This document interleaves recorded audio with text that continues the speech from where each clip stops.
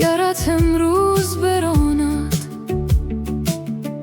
نه که فردات بخوانم. در اگر بر تو ببندد، مرو و صبر کن آنجا.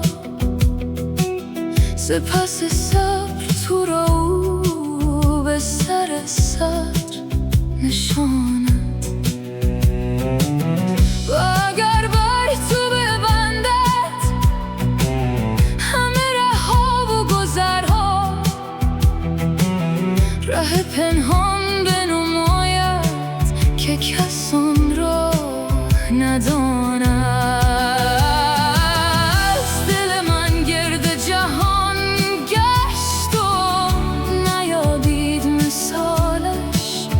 که ماند، به که ماند، به که ماند،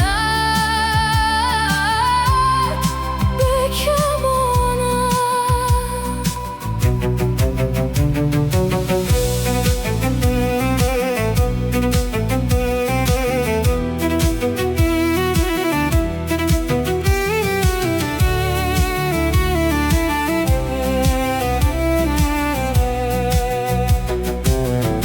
که قصاب به خنجر چو سر میش ببرد، نهلت کشته خود را کشد آنگاه که شاند. چو دم میش نماند، ز دم خود کندش پر. تو ببینی دم یزدان به کجاهات رساند.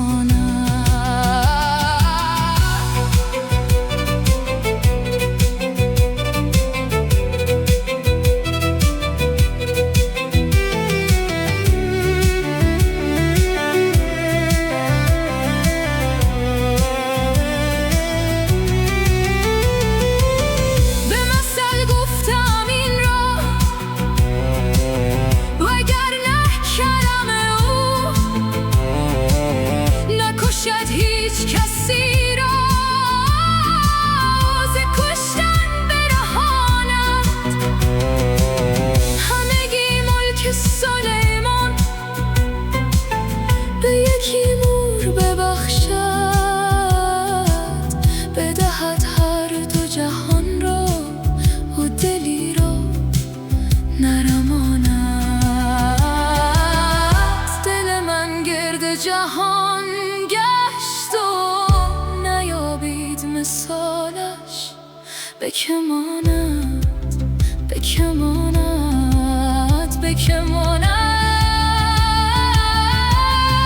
به که ماند.